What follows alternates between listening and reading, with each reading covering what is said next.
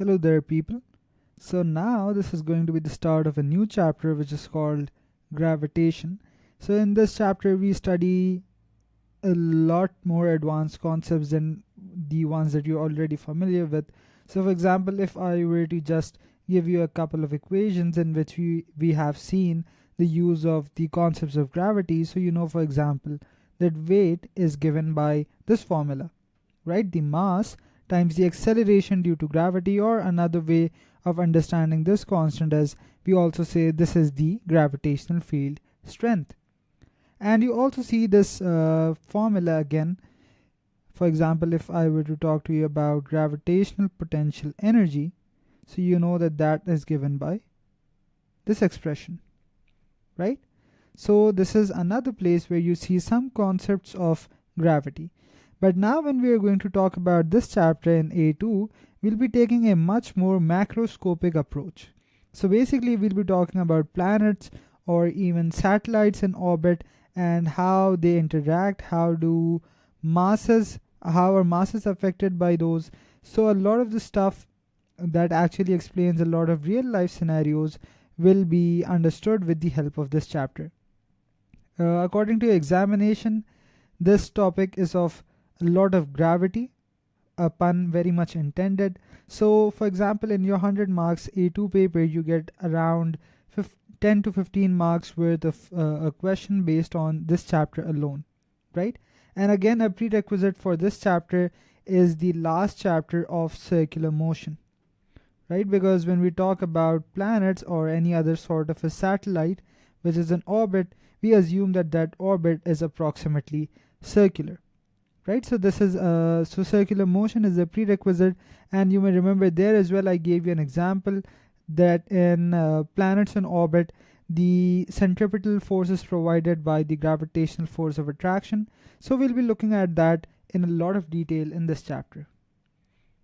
So for example, if I show you this animation of the Earth in orbit around the Sun, so we can see that not only is the Earth going around, it's also spinning in the process. And the idea is that the spinning of the Earth gives rise to a day, whereas one full orbit gives rise to a year.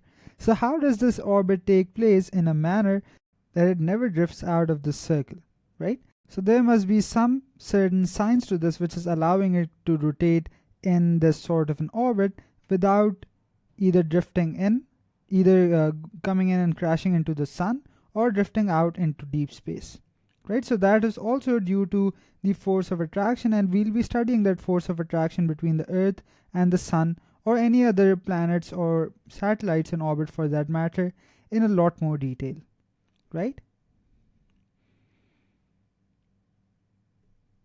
So now we'll be talking about something that a lot of you may have seen, and this is not something that is very old. This is something that just happened over the past month or maybe more. So I won't spoil this further for you. Let's just go ahead and have a look at the video.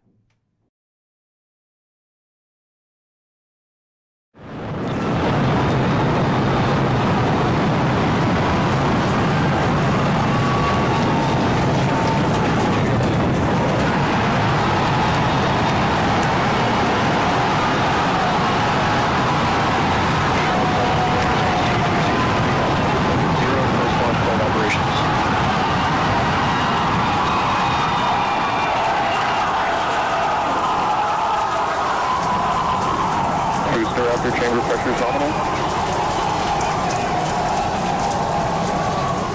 Everything after clearing the tower was icing on the cake.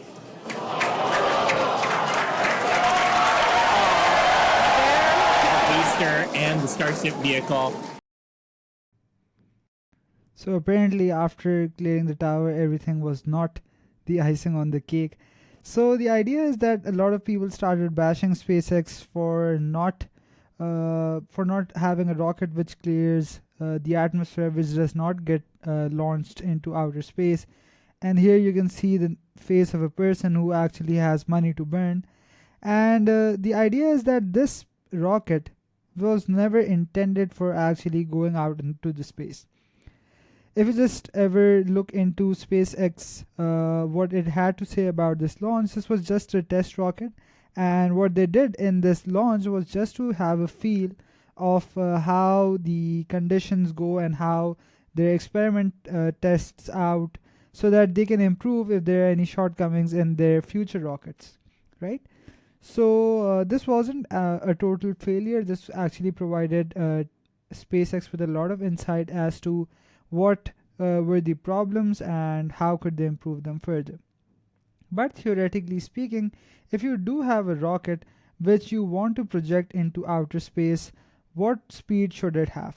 And this is a very common question that a lot of people may have in their minds, that even if you ignore air resistance, all that stuff like that, what should be the speed of a rocket which wants to go out into outer space?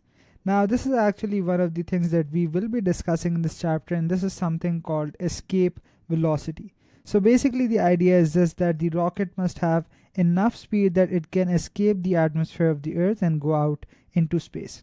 Similarly, how we talk about satellites, which are obviously of a lot of importance to us, they provide us with internet, they provide us with television, and it also provides us with, for example, the the movements of other planets and stars. So how do you also launch something into an orbit, be it a satellite or anything?